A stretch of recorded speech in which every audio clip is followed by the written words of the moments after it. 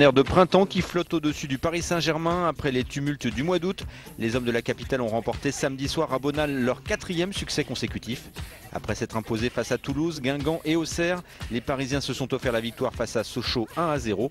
Les doubistes qui n'avaient pas perdu à domicile depuis janvier 2002, de quoi remonter le moral à nos petits parigots. Psychologique, mental, aujourd'hui mental c'est 50% de victoire. Et chaque match on est plus fort, on est plus unis, plus solidaire.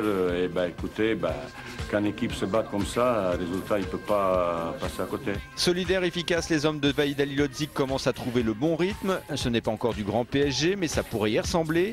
Volonté, combativité, rigueur, les règles fixées par coach Vahid sont appliquées et ça paye. Le PSG est désormais 5e du championnat à 6 points du leader monégasque. Prochaine rencontre samedi 18 octobre au Parc des Princes face au Mans.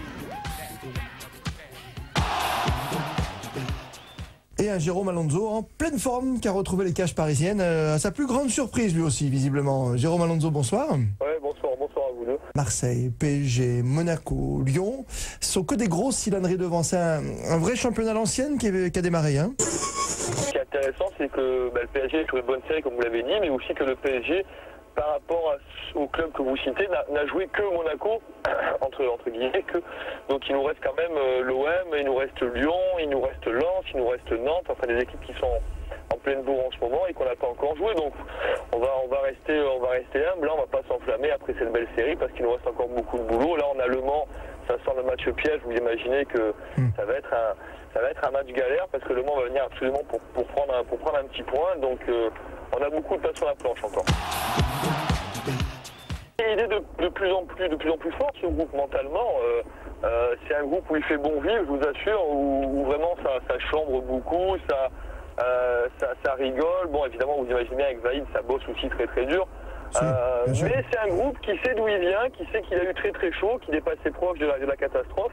Et on a eu mal parce que c'est vrai que les critiques nous ont fait mal, c'est normal. Bon, on a eu mal, donc c'est un groupe qui est en train de cicatriser de quelques petites blessures du mois d'août. Et puis dès que la plaie sera bien refermée, je pense que ça va faire encore plus mal. C'est surtout qu'il y a eu une prise de conscience individuelle. Chacun s'est fait un petit peu son autocritique après le match de Montpellier. Je pense qu'il n'y a pas de teston ni de grosse tête dans l'équipe. Simplement, tout le monde s'est demandé un petit peu ce qu'il faisait de bien et de moins bien. Et comme ça, poser les choses tranquillement et s'apercevoir qu'effectivement, on n'était pas des cadors et qu'il y avait beaucoup de choses à revoir dans notre jeu. Donc, si jamais cette année devait être une année de transition, il faudrait l'accepter. Ça serait dur à accepter, mais il faudrait l'accepter.